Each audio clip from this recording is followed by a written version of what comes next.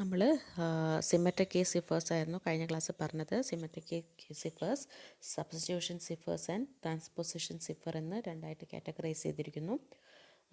Classical substitution സിഫേഴ്സ് എന്ന് വെച്ചാൽ plain ടെക്സ്റ്റിലുള്ള ഒരു ലെറ്ററിനെ എന്ത് ചെയ്യാം, മറ്റൊരു ലെറ്റർ വെച്ചിട്ട് റീപ്ലേസ് ചെയ്യാം. ഓക്കെ, അതാണ് ആക്ച്വലി സബ്സ്റ്റിറ്റ്യൂഷൻ സിഫർ കൊണ്ട് ഉദ്ദേശിക്കുന്നത്. ഏറ്റവും നോൺ ആയിട്ടുള്ളൊരു സബ്സ്റ്റിറ്റ്യൂഷൻ സിഫറായിരുന്നു സീസർ സിഫർ. സീസർ സിഫറിൽ എന്താ ചെയ്യുന്നത്, ഓരോ ലെറ്ററും തേർഡ് ലെറ്റർ വെച്ചിട്ട് റീപ്ലേസ് ചെയ്യാം. അപ്പം എം ആണ് വരുന്നത് ആക്ച്വൽ പ്ലെയിൻ ടെക്സ്റ്റിൽ വരുന്നതെങ്കിൽ സിഫർ ടെക്സ്റ്റിൽ ആ എമ്മിനെ പി വെച്ചിട്ട് റീപ്ലേസ് ചെയ്യും. അതുപോലെ ഇയെ എച്ച് വെച്ചിട്ട് ആ രീതിയിൽ റീപ്ലേസ്മെൻറ്റ് നടക്കും. ഓക്കെ, സീസർ സിഫർ എക്സാമ്പിളാണിത്. പിന്നെ മോണോ ആൽഫബറ്റിക് സിഫർ. ഇവിടെ മറ്റേതെങ്കിലും ഒരു ആൽഫബറ്റ് വെച്ചിട്ടാണ് ഇവ റീപ്ലേസ് ചെയ്യുക. അതായത് ഒറിജിനൽ ആൽഫബറ്റ് ഒഴിച്ച് മറ്റേതെങ്കിലും ആൽഫബറ്റ് വെച്ചിട്ടാണ് സിഫർ ടെക്സ്റ്റിൽ റീപ്ലേസ് ചെയ്യുന്നത്. അതായത് ഓരോ പ്ലെയിൻ ടെക്സ്റ്റ് ലെറ്ററിനെയും ഡിഫറെൻറ്റ് റാൻഡം സിഫർ ടെക്സ്റ്റ് ലെറ്ററായിട്ട് മാപ്പ് ചെയ്യും. ഓക്കെ, അടുത്തത് ഹോമോ ആൽഫബറ്റിക്. മോണോ ആൽഫബറ്റിക് പോലെയാണ്, പക്ഷേ ഇവിടെ ഒരു ഫിക്സഡ് ആൽഫബറ്റ് വെച്ചിട്ടാണ് എപ്പോഴും റീപ്ലേസ് ചെയ്യുന്നത്. അപ്പോൾ പ്ലെയിൻ ടെക്സ്റ്റ് IFW ഈ 3 വാല്യൂ ആണെന്ന് കരുതുക പ്ലെയിൻ ടെക്സ്റ്റിലുണ്ടെങ്കിൽ. I എന്താണ്, W വെച്ചിട്ട് റീപ്ലേസ് ചെയ്യും. N വെച്ചിട്ട്, W റീപ്ലേസ് ചെയ്യുന്നത് R വെച്ചിട്ട്. അപ്പോൾ സിഫർ ടെക്സ്റ്റ് WNR വരും. മോണോ ആൽഫബറ്റിക്കിൽ റാൻഡം ആയിട്ടായിരുന്നു റീപ്ലേസ് ചെയ്യാൻ വേണ്ടിയിട്ട് യൂസ് ചെയ്യുന്നത്, പക്ഷേ ഇവിടെ ഫിക്സഡ് ആൽഫബറ്റ് വെച്ചിട്ടാണ് റീപ്ലേസ് ചെയ്യുന്നത്. പിന്നെ ഇതിന് പോളി ആൽഫബറ്റിക് സബ്സ്റ്റിറ്റ്യൂഷൻ സിഫർ, ഇതും ബ്ലോക്ക് ഓഫ് ആൽഫബറ്റ്സ് വെച്ചിട്ടാണ് റീപ്ലേസ് ചെയ്യുന്നത്. പിന്നെ ഈ വിർജീനിയർ സിഫർ എന്ന് പറയുന്നത് പോളി ആൽഫബറ്റിക് സിഫറിന് ഒരു എക്സാമ്പിളാണ്.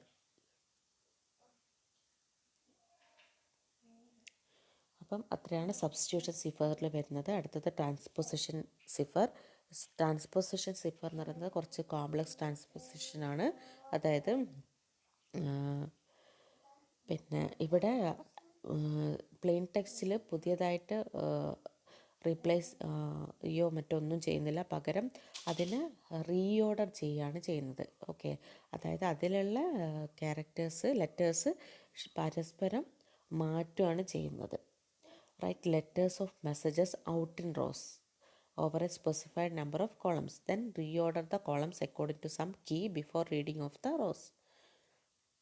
അതായത് ഒരു റോ വൈസ് ആയിട്ട് ആദ്യം നമുക്ക് ഒരു പ്ലെയിൻ ടെക്സ്റ്റ് തരുമല്ലോ, അതിനൊരു റോ വൈസ് എഴുതി പോവാം. ഓക്കെ, അതിനുശേഷം കോളത്തിനെ വെച്ചിട്ട് ആ റോ വൈസ് എഴുതിയതിന് ശേഷം അതിലുള്ള കോളം വൈസ് നമ്മൾ എന്ത് ചെയ്യുക, റീഓർഡർ ചെയ്യുകയാണ് ചെയ്യുന്നത്. അപ്പോൾ ഒരു എക്സാമ്പിൾ നോക്കാം. നമുക്ക് തന്ന കീ 3421567 ആണ്. നമുക്ക് തന്ന പ്ലെയിൻ ടെക്സ്റ്റാണ് ഇത്. ഓക്കെ, പ്ലെയിൻ ടെക്സ്റ്റ് സാധാരണ നിങ്ങൾക്ക് നേരെയായിട്ടാണ് തരിക. Okay,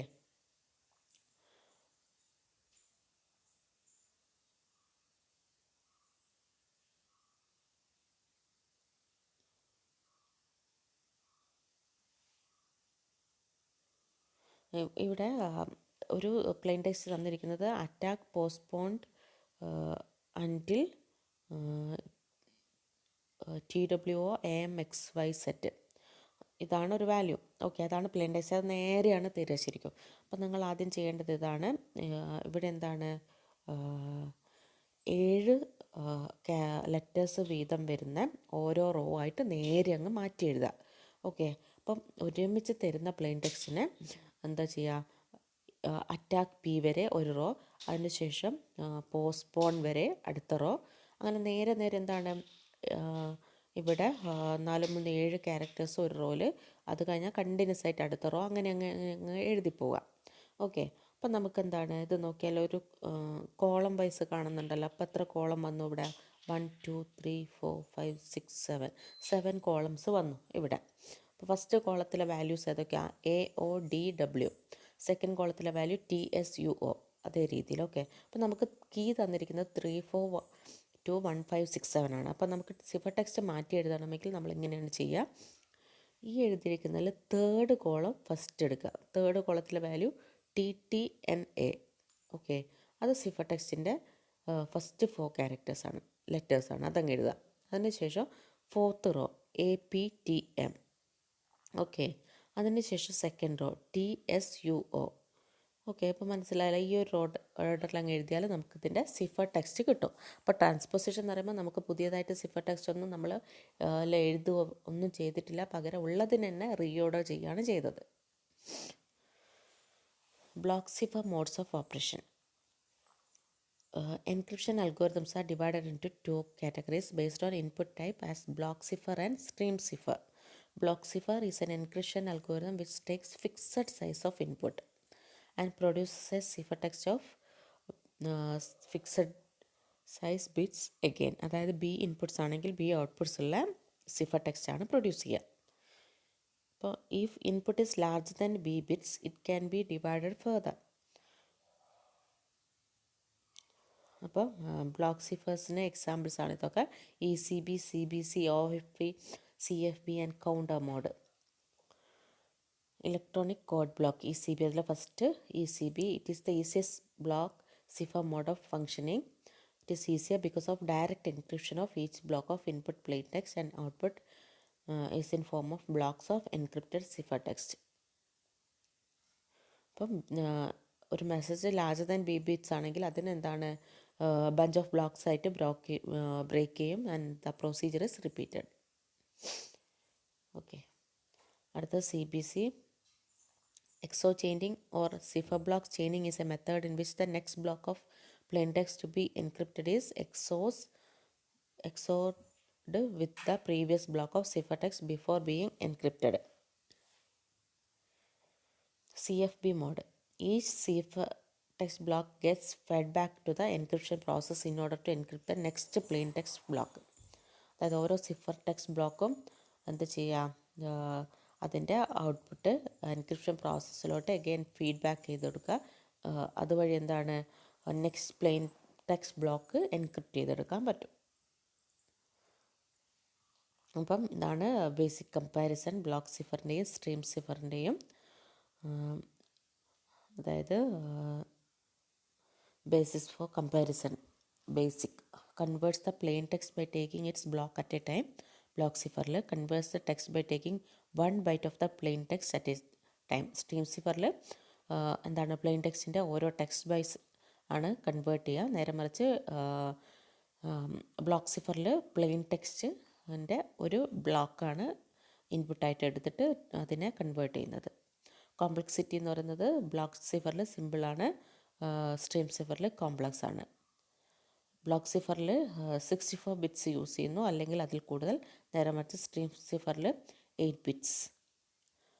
confusion and diffusion both used in block cipher relies on confusion only, whereas in stream cipher.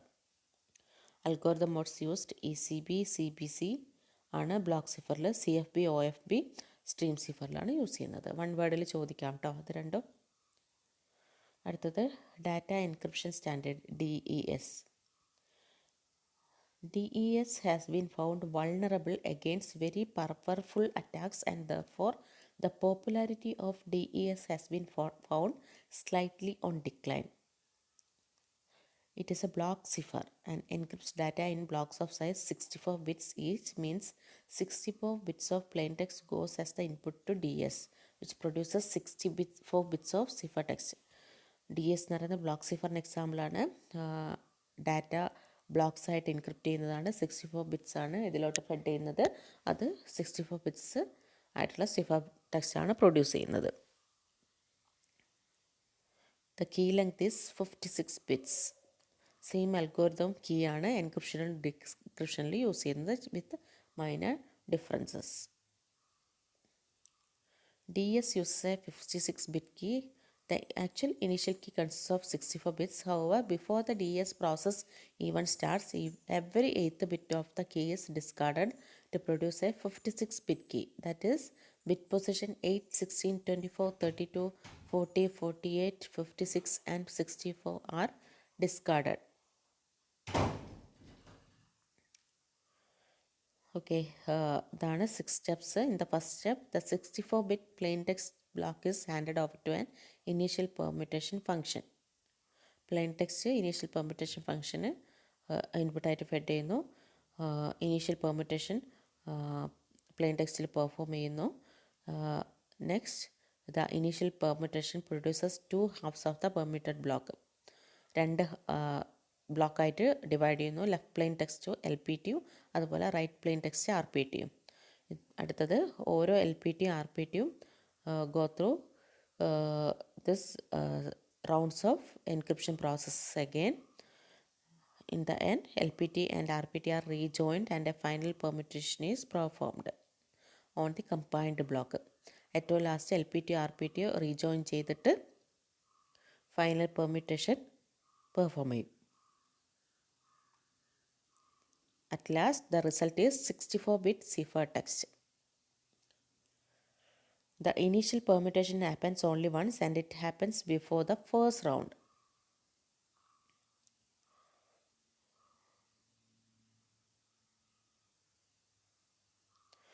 അതുപോലെ R S A algorithm modern കമ്പ്യൂട്ടേഴ്സിൽ എൻക്രിപ്ഷനും ഡിക്രിപ്ഷനും യൂസ് ചെയ്യുന്ന അൽഗോരിതമാണ് R S A. Asymmetric cryptographic അൽഗോരിതമാണ് R S A. Public key encryption, രണ്ട് distinct key ആയിരിക്കുള്ള പബ്ലിക്കും പ്രൈവറ്റും. Private key is kept secret and never be divulged and it is password protected. Public key is not secret and can be freely distributed, shared with anyone. It is also called asymmetric cryptography. Two keys are mathematically related. It is infeasible to derive the private key from the public key. 100 to 1000 times slower than secret key algorithms. Public key private key ഉണ്ടെന്ന് പറഞ്ഞു. Public key എന്ത് ചെയ്യുന്നു? Stored in the directory. Private key എന്താണ്? Personal കമ്പ്യൂട്ടറിൽ store ചെയ്യുന്നു.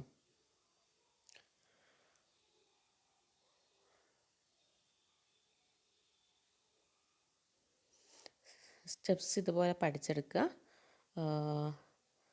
Okay, the initial procedure begins with the selection of two prime numbers, namely p and q, and then calculating the product as n, that is n equal to p into q. Step 2, derived number. Consider number e as a derived number which should be greater than 1 and less than p minus 1 and q minus 1. That's the second step. Okay, then third step, public key. The specified pair of numbers n and e forms the RSA public key and it is made public. അടുത്തത് fourth step, private key. D is calculated from the numbers p, q and e. The mathematical relationship between the numbers is ed equal to 1 mod p minus 1 into q minus 1. Encryption formula. അതായത് sender എന്താണ്, ഒരു plain text message with public key N comma E send ചെയ്തു എന്ന് കരുതാം. To encrypt the plain text message in the given scenario use the following syntax. C equal to P E mod N.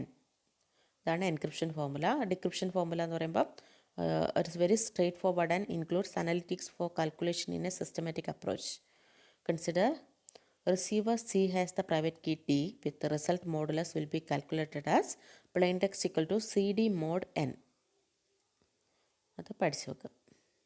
Hash function. It is a mathematical function that converts a mathematical input value to another compressed numerical value. The input to the hash function is of arbitrary length, but output is always of fixed length. Input എന്ന് പറയുന്നത് arbitrary length ആണ്, പക്ഷേ output എന്താണ്? Fixed length ആയിരിക്കും.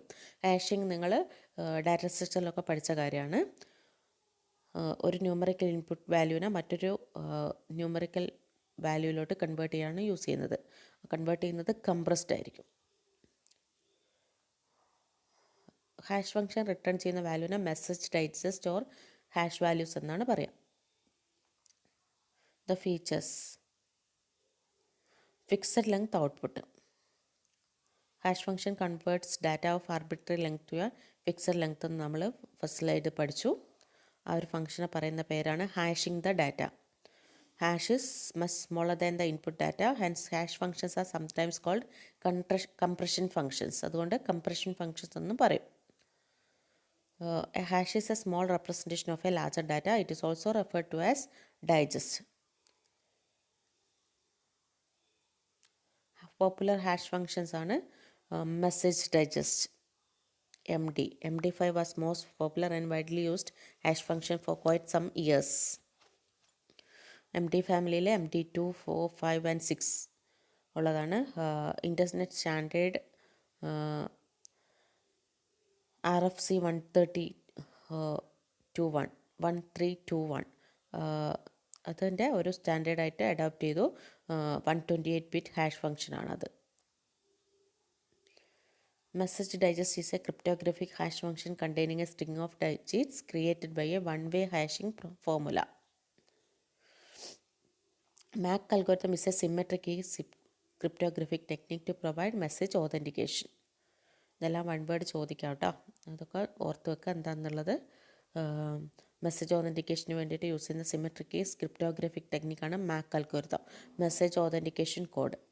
Digital signature. It can be used in all electronic communications, web, email, ecommerce, ഇതിലൊക്കെ use ചെയ്യുന്ന digital signatures ആണ് അടുത്തത്.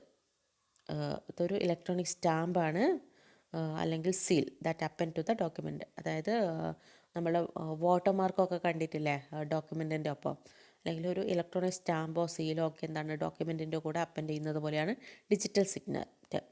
അതുവഴി എന്താണ് ഡോക്യുമെൻ്റ് അൺചേഞ്ച് ചെയ്തു എന്നുള്ളത് എൻഷുർ ചെയ്യാനാണ് ഈ ഡിജിറ്റൽ സിഗ്നേച്ചറൊക്കെ പുട്ട് ചെയ്യുന്നത്.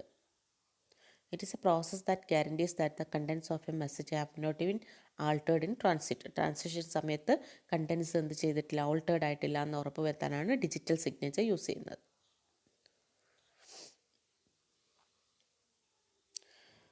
ഈ ഒരു രീതിയിലാണ് ഡിജിറ്റൽ സിഗ്നേച്ചർ വർക്ക് ചെയ്യുന്നത്.